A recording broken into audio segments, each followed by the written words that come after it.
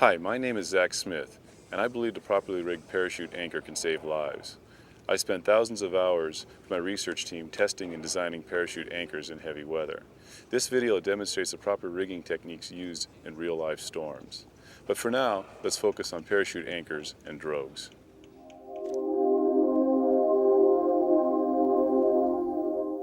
Two types of drag devices commonly used to protect vessel and crew are the para anchor, designed to nearly stop a vessel's drift on the water while positioning the boat's bow into the wind, and the drogue that's towed from the stern.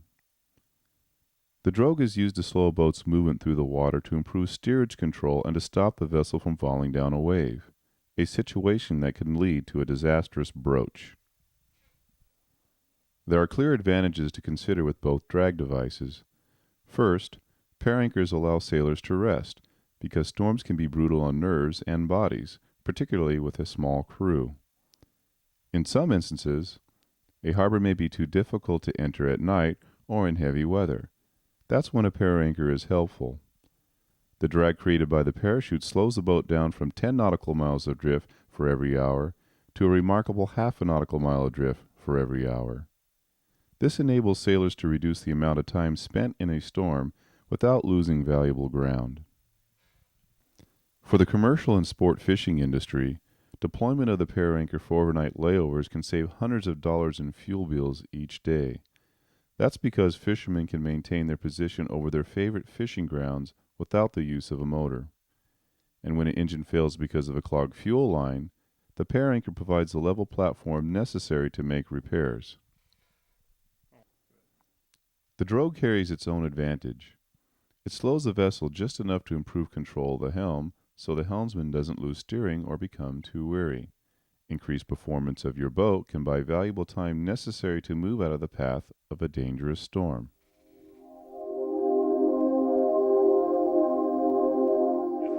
The success of our modern-day drag devices, the para anchor and drogue, are due in part to a rich history of development. A development that spans for centuries, thanks to the mariners who sought their livelihood from the sea. From stones to spars, seamen created a variety of drag devices to slow their vessels down as weather picked up. In fact, so many designs have been created in the past 500 years, it could easily take hours to describe them all. However, it is the conical sea anchor, like these, that dominated the industrial world of drag devices from the early 1800s until the end of World War II. With World War II over, massive stockpiles of military surplus were shipped to Southern California. Surplus items like clothes, backpacks, and parachutes. Parachutes were inexpensive and a useful tool for the commercial fishing industry. I happened to hear about a sea anchor from a guy named Gerard. He had a boat called Onward. And so we went over there and took a look at it and found out what it was. And he was demonstrating for it. So then I thought to myself that the best thing for me to do was take it and use it for cover fish. When I go down to Mexico, I could use it to cover fish, keep it from spoiling, which I did. And I did that until about 1948, and then I started using it as a sea anchor. We had 10 to 20 tons of yellowtail on the deck of our vessel. It was very sloppy weather, and we were between Natividad and Cedrus. And we were getting swamped, and I was afraid we were going to lose this boat or this vessel. And I happened to stumble on a parachute I carried on the boat to cover the fish for icing during the daytime. So I told my partner, I says, I'm going to try something I've never tried in my life.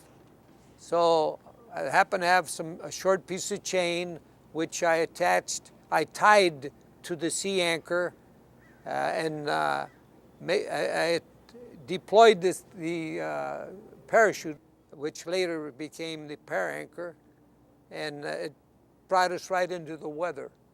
After several failed attempts, Gerard's rigged parachute pulled the commercial trawler's head into the wind, stopping the heavy pitch and roll that commonly sinks loaded fishing vessels. The para anchor, as Gerard's crew dubbed the new drag device, became a very hot commodity in San Pedro, California, which housed the largest tuna fleet in the world. By 1958, Girard's rigging techniques for sailboats and trawlers were well established on the west coasts of North America and Mexico. The pair anchor was here to stay. Pair anchor deployment and retrieval often involves one person at the helm while a second person handles the equipment. Good communication is essential to keep the process simple. Background noise from wind or engines can make it difficult for sailors to hear each other speak. That's why it's a good idea to develop a set of hand signals that you and your crew understand. Here are some examples of hand signals to consider. Point in the direction where you want the helmsman to travel. If you point toward the stern, the helmsman should place the engine in reverse. If you need the helmsman to pick up the pace, move your hand up and down. The more rapid you move your hand, the faster the helmsman should motor. When you need the helmsman to stop the vessel and hold position, make a single fist. If you only want the engine placed in neutral, flatten your hand horizontally. Communication is the first step in the pair anchor deployment process. Now let's figure out how to rig and deploy a pair anchor from your boat.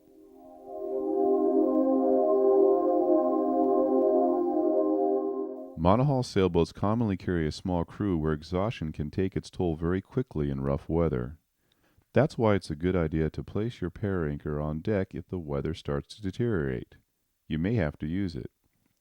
When a sailor becomes too tired or the weather is unmanageable, it's time to deploy the pair anchor. But first, we need to stop the boat. We can do this one of two ways. One method is to power up the motor and set it in neutral, then drop or sheet in the head sail, followed by the main. With the engine powered slowly forward, we can keep the bow headed into the sea with the boat virtually stopped. A second method to stop the boat is to heave to. With a standard sloop rig, the main is heavily reefed with reduced sail forward.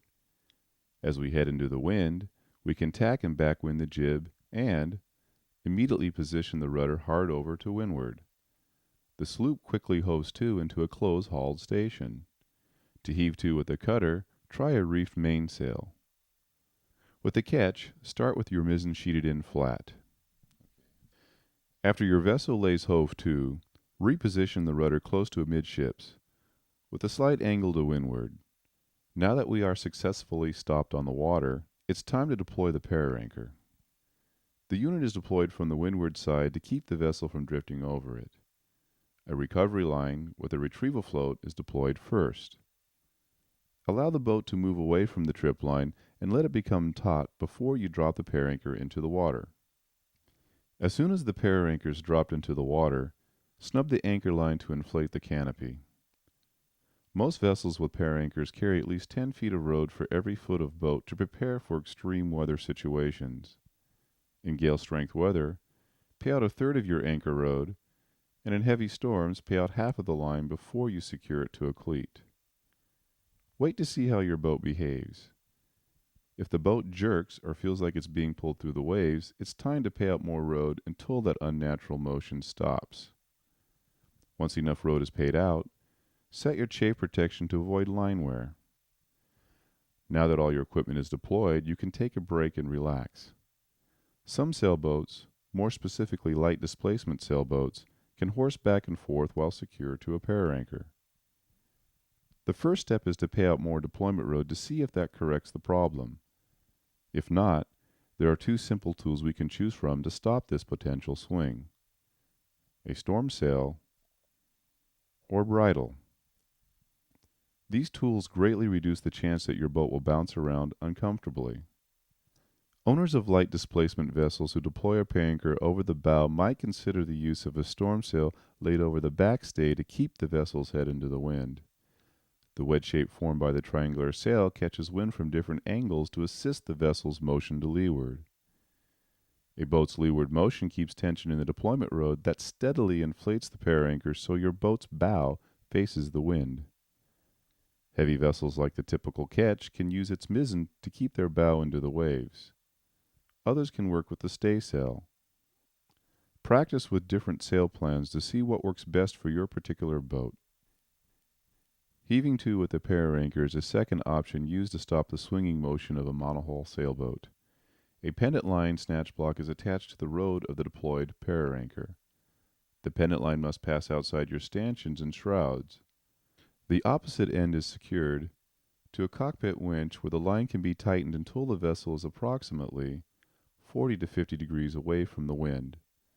The bridle holds the vessel into a close haul position as the underbody of your vessel creates little swirling eddies to windward. The disturbed water breaks down waves as they approach your boat on the windward side. That increases the stability of your boat. Pendant lines are commonly secured to a cockpit winch, or occasionally anchored to the bow. Pendant lines secured to the bow give you the option to deploy the para anchor and rode from the safety of the cockpit. Bridles are most successful with a wind force of at least 35 knots.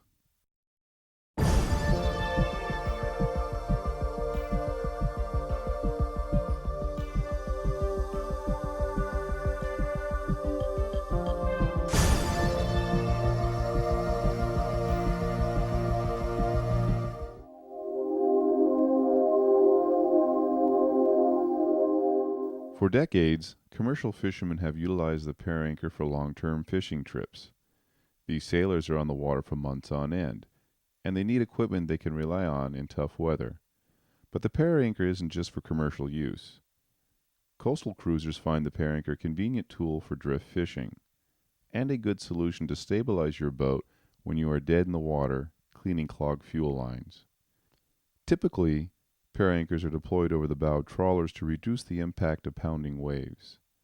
There are 3 basic ways you can attach a para anchor to the bow of a monohull: over the anchor roller, through one house pipe, or you can use a bridle that is secured to the port and starboard bow.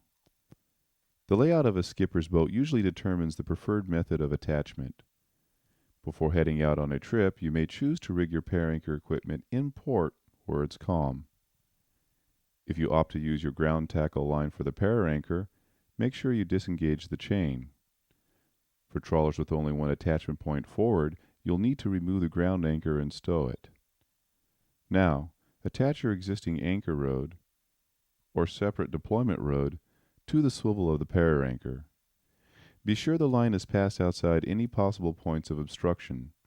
This will help avoid wrapping the line around a pulpit or stay. When you've decided to deploy the para anchor, head into the wind and maintain your position by slowly motoring forward. When you're ready to deploy the para anchor, signal the helmsman to motor dead astern at approximately a knot or 2 of speed.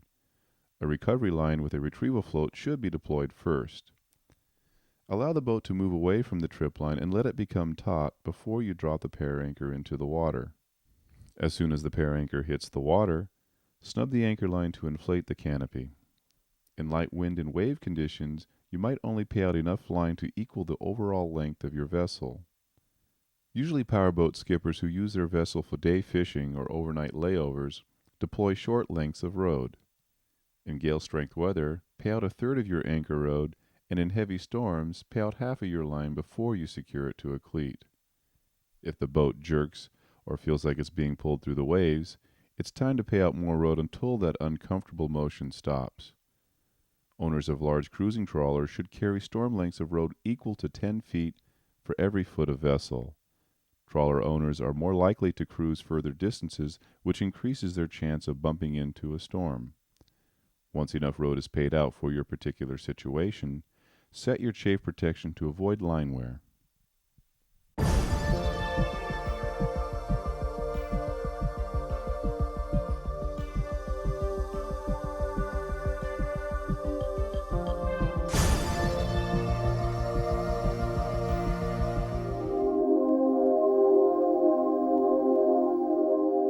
Multihulls, with their raised hulls, carry a lot of windage. When faced with a potential storm front, it's a good idea to deploy the para anchor early before you feel the full weight of the storm. Start your engine and place it in neutral before dropping all sail. Power into the swell until signaled by the person deploying the para anchor to motor dead astern. With the vessel backing downwind at a knot or 2, drop a recovery line with a retrieval float into the water from the windward side of your boat. Before you drop the para anchor into the water, allow the boat to move away from the trip line and become taut. As soon as the para anchor hits the water, Snub the anchor line to inflate the canopy. Next, pay out your rod at an even pace and snub it frequently to keep tension in the system. The deployment rod intersects with a V-shaped bridle, which you immediately toss into the water. You want to make sure the bridle is clear of any deck fittings as it falls into the ocean. A bridle is a key component to effectively maintain a multi-hull's head into the wind.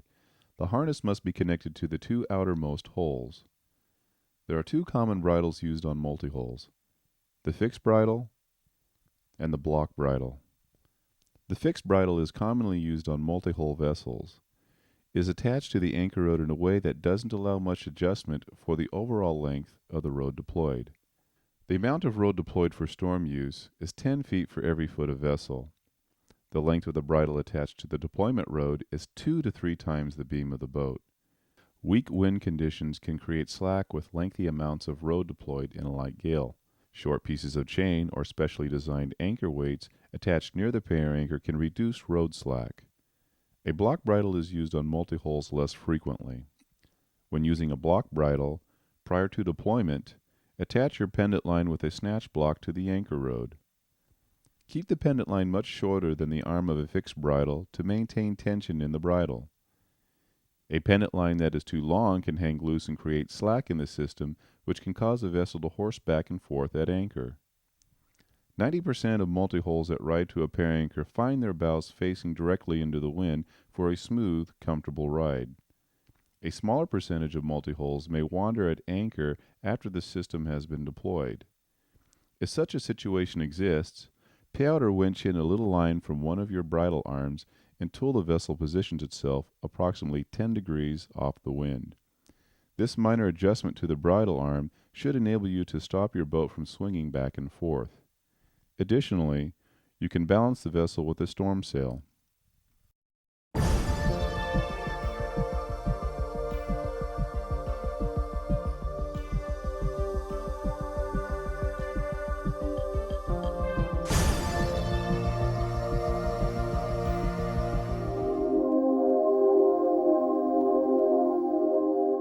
There are two types of trip lines from which to choose in the recovery of your para anchor.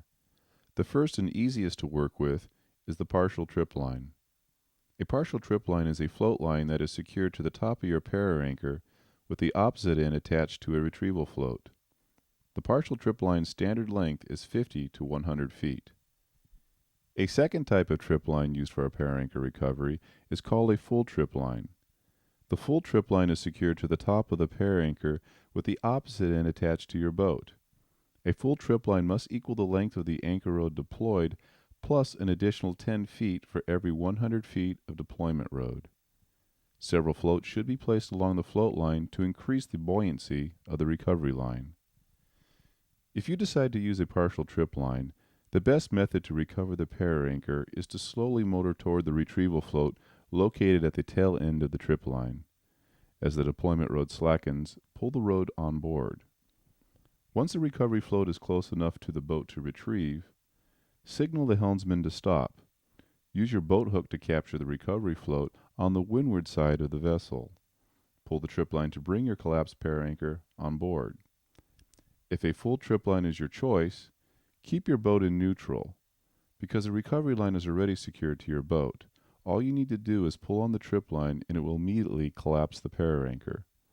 As you pull the parachute anchor toward your vessel, it's a good idea to have a second person retrieve the deployment rod at the same time. This prevents slack rod from sinking under the boat. Some sailors prefer not to use a trip line. A trip line is not necessary if a para anchor is recovered in calm seas. However, a large swell makes recovery difficult because the para anchor will sink underneath your boat as you pull in the deployment rod. An inflated para anchor beneath your boat can force the bow of your boat to fall heavily into the trough where waves are given an opportunity to sweep the deck. When you are able to pull the para anchor up to your boat, grab 2 or 3 shroud lines so you can roll the water out of the para anchor's canopy.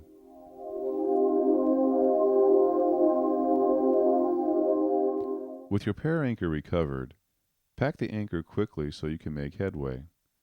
First, fold the shroud lines in half and place them in the center of the para anchor's canopy. Second, fold the parachute canopy in half. Finally, roll the pair anchor up like a sleeping bag. As soon as it's convenient, you should rinse your gear with fresh water, either on the boat or in port. If time allows, dry your anchor in the shade. If your pair anchor is not completely dry when you stow it, that's okay, because nylon pair anchors don't rot or mold.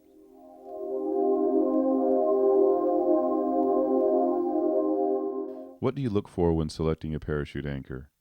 That depends on the type of boating you do. For small boat outings, sport fishing, or overnight layovers, a low-impact anchor is fine. For emergency situations, storms, or offshore cruising, a high-impact anchor is a better choice. But what is the difference between a low and high-impact pair anchor? The difference is the amount of force it takes to render a pair anchor useless. Government-regulated destruction tests and documented case studies indicate that low-impact anchors can break easily under stress because they are built with low-density fabrics. High-impact anchors, on the other hand, have no reports of failure because they are built with high-density materials. To make sure you buy the correct parachute anchor for your specific needs, ask lots of questions. For instance, ask what type of fabric is used in the canopy. Low-impact anchors are designed with 2 to 4 ounce fabric that feels thin to the touch because it has a low thread count. To further cut costs, manufacturers sew a few large panels together to form one parachute canopy. Large, low-density panels have a high percentage of breakage. This might be okay if you're near the coast where rescue is possible. Otherwise, the safety of your crew could be at risk. A high-impact pair anchor, however, is designed with 8 ounce fabric that feels heavy to the touch. Several small panels are sewn together to form one canopy. A high number of dense panels spread shock loads more evenly over the parachute. This prevents panels from blowing out. The 8 ounce fabric of a high-impact pair anchor maximizes your opportunity for rescue offshore. Another question to ask is what type of shroud line is sewn from the canopy to the connecting hardware. Low-impact parachutes are designed with a limited number of webbed shroud lines. Flat webbing does not stretch well, which places additional pressure on the parachute and attributes to the low tensile strength of the line. High-impact pair anchors follow U.S. military guidelines and use numerous shroud lines that are made from commercial fishing line. Commercial fishing line is exceptionally strong with the added bonus of stretch to reduce shock loads placed on the pair anchor. Another important question to ask is what type of anti-rotation hardware is included with the pair anchor. Big Game Fishing Journal indicates that consumers should use either a pair ring or chain and swivel attachment for the pair anchor. A low-impact parachute typically includes a standard shackle and maybe a swivel. Manufacturers of low-impact parachutes recommend the use of chain for heavy weather, which is an additional accessory you will have to rig yourself. A high-impact parachute, on the other hand, includes an anchor stabilizer like the pair ring. The pair ring spreads shroud lines to the canopy uniformly, which distributes shock loads evenly throughout the parachute. Additional canopy weights are sewn into one portion of the canopy to prevent the canopy from spinning. These anti-rotation tools hold a high-impact anchor below dangerous breaking waves without the necessity of additional chain. Check to see if the manufacturer conducts annual product tests. All components used to construct a pair anchor must be tested for strength and certified in accordance with government regulations. Government-regulated certificates are not required of manufacturers, but they demonstrate that the company has taken an extra step to ensure your safety. Destruction tests also reduce the likelihood of drag device recalls that do occur with some manufacturers. There are clear differences between low and high impact pair anchors. Research from independent experts indicates that the capability of a pair anchor is best measured by how much pressure the device can successfully withstand before failure. Years of real-life storm tests from our research team has greatly advanced pair anchor technology. Disasters such as the 1998 Sydney-Hobart race occur to many boaters each year. Let's prevent such disasters with pair anchor technology. You stay safe out there, and I'll see you on the water.